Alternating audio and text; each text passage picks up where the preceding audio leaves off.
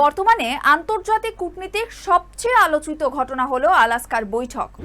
একদিকে বিশ্বের পরাশক্তি আমেরিকা, অন্যদিকে রাশিয়া। প্রায় ৩ ঘন্টা মুখোমুখি বৈঠকে বসলেন মার্কিন প্রেসিডেন্ট ডোনাল্ড ট্রাম্প এবং রুশ প্রেসিডেন্ট ভ্লাদিমির পুতিন। ইউক্রেন যুদ্ধের আগুন ইতিমধ্যেই ইউরোপের অর্থনীতি রাজনীতিকে নাড়িয়ে দিয়েছে, আর তার ছায়া পড়েছে এশিয়াতেও। তাই এই বৈঠক নিয়ে প্রত্যাশা ছিল কিন্তু প্রবল।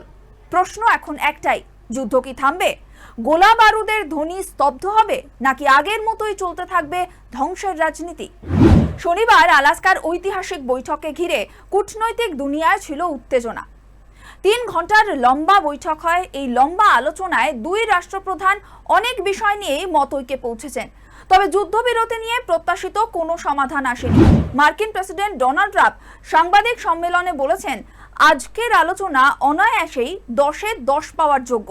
তার মতে কিছুটা অগ্রগতি অবশ্যই হয়েছে, কিন্তু যুদ্ধবিরতির জন্য এখনো অনেক পথ বাকি। অর্থাৎ এই বৈঠক যুদ্ধ থামানোর প্রথম ধাপ হতে পারে, কিন্তু শেষ ধাপ নয়। বৈঠকের পর সাংবাদিক বৈঠকে ট্রাম্প স্পষ্ট ভাষায় জানিয়েছেন, ঐক্যমত্য ছাড়া কোনো স্থায়ী সমাধান সম্ভব নয়। তার বক্তব্য, আমরা কিছু বিষয়ে একমত হলেও সবচেয়ে বড় প্রশ্নের সমাধান কিন্তু আসেনি, তবে আলোচনায় উল্লেখযোগ্য অগ্রগতি হয়েছে। ট্রাম্পের কথায় স্পষ্ট বোঝা যাচ্ছে, যুদ্ধবিরতির জন্য কেবল আমেরিকা বা রাশিয়ার সদিচ্ছাই যথেষ্ট নয়, প্রয়োজন ইউক্রেনকেও নিয়ে সমঝোতার ক্ষেত্র তৈরি করা। আন্তর্জাতিক বিশেষজ্ঞদের মতে ট্রাম্পের বক্তব্য একদিকে আশা জাগালেও অন্যদিকে যুদ্ধবিরতির পথ যে এখনো অনেকখানি দীর্ঘ তা কিন্তু স্পষ্ট হয়ে গেল। তবে আলোচনার মধ্যে সবচেয়ে বড় প্রশ্ন যেটা উঠছে তা হলো বৈঠকে ইউক্রেনের প্রেসিডেন্ট জেলেনস্কির অনুপস্থিতি। আশ্চর্যজনকভাবে তাকে আমন্ত্রণই জানানো হয়নি, অথচ পুরো আলোচনায় ছিল যুদ্ধবিরতি নিয়ে। ইউরোপীয় ইউনিয়ন এরই মধ্যে প্রশ্ন তুলেছে, যখন যুদ্ধ থামানোর পরিকল্পনা হচ্ছে তখন কেন এক পক্ষকে অন্ধকারে রাখা হলো? অনেক বিশেষজ্ঞ বলছেন, যুদ্ধবিরতির মতো গুরুত্বপূর্ণ বিষয়ে ইউক্রেনকে বাদ দিয়ে যে কোনো সিদ্ধান্তই দীর্ঘস্থায়ী হবে না। এবার এই সমালোচনার জবাবে ট্রাম্প জানান, ইউক্রেনের প্রেসিডেন্টের ভূমিকা খুবই গুরুত্বপূর্ণ। তার কথায়, এখন গোটা প্রক্রিয়ার দায়িত্ব জেলেনস্কির ওপর নির্ভর করছে।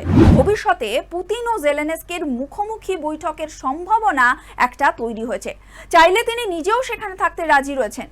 পাশাপাশি তিনি স্পষ্ট করে দেন, ইউক্রেনের সদিচ্ছা না থাকলে হবে না। ইউরোপের বিভিন্ন দেশগুলোকেও আলোচনার টেবিলে আসতে হবে, তবেই হতে পারে যুদ্ধবিরতি। আলোচনায় উঠে এসেছে অর্থনীতি ও বাণিজ্যের প্রশ্ন। ইউক্রেন যুদ্ধের পর আমেরিকা একের পর এক নিষেধাজ্ঞা চাপিয়েছে রাশিয়ার ওপর, কিন্তু একই সময় ভারত সহ একাধিক দেশ রাশিয়া থেকে সস্তায় তেল আমদানি করছিল। ট্রাম্প এই কারণে ভারতের ওপর 2 দফায় 50% শুল্ক চাপিয়েছিলেন। আরও শুল্ক চাপানোর হুমকিও দিয়েছিলেন তিনি। তবে বৈঠকের পর তার সুর কিছুটা নরম হয়েছে। তিনি জানান, আপাতত নতুন শুল্ক চাপানো হবে না, তবে 2-3 সপ্তাহ পর এই বিষয়টি আবার খতিয়ে দেখা হবে। আন্তর্জাতিক বিশ্লেষকদের মতে এটা ভারতের জন্য একটা গুরুত্বপূর্ণ বার্তা। পুতিনও বৈঠকে কড়া বার্তা দিয়েছেন। তিনি জানান, 2022 সালে ইউক্রেন আক্রমণের আগে তিনি আমেরিকার তৎকালীন প্রশাসনকেও সতর্ক করেছিলেন। তার দাবি, সেই সময় যদি ট্রাম্প ক্ষমতায় থাকতেন তাহলে যুদ্ধ শুরুই হতো না। বাইডেন প্রশাসনের ভুলের কারণেই ইউরোপকে আজ যুদ্ধের মূল্য দিতে হচ্ছে। পুতিন আরও বলেছেন, ট্রাম্পের সঙ্গে তার সম্পর্ক এখন ব্যবসায়িক আর বিশ্বাসযোগ্য, আর এই বিশ্বাসই ভবিষ্যতে শান্তি প্রতিষ্ঠার জন্য সহায়ক হতে পারে। বৈঠক শেষে সাংবাদিকদের সামনে আসেন ট্রাম্প ও পুতিন, তবে প্রশ্নোত্তরের সুযোগ দেওয়া হয়নি। শুধু নিজেদের বক্তব্য রাখেন দুই নেতা। তাদের দাবি, আলোচনার পরিবেশ ছিল ইতিবাচক এবং গঠনমূলক। যদিও ইউক্রেনের যুদ্ধবিরতি প্রশ্নে কোনো নির্দিষ্ট চুক্তি হয়নি বা কোনো সিদ্ধান্তই শেষ হয়নি, আন্তর্জাতিক মহল মনে করছে এই বৈঠক হয়তো ছিল প্রথম ধাপ, কিন্তু সমাধানের চাবিকাঠি এখনো লুকিয়ে আছে পুতিন জেলেনস্কির ভবিষ্যৎ সাক্ষাতে। আলাস্কার এই 3 ঘন্টার বৈঠককে ঘিরে ছিল গোটা বিশ্বের আশা। আলোচনার পর দুই রাষ্ট্রনেতাই ইতিবাচক সুরে কথা বললেও ইউক্রেন যুদ্ধের অগ্নি এখনো শান্ত হলো না।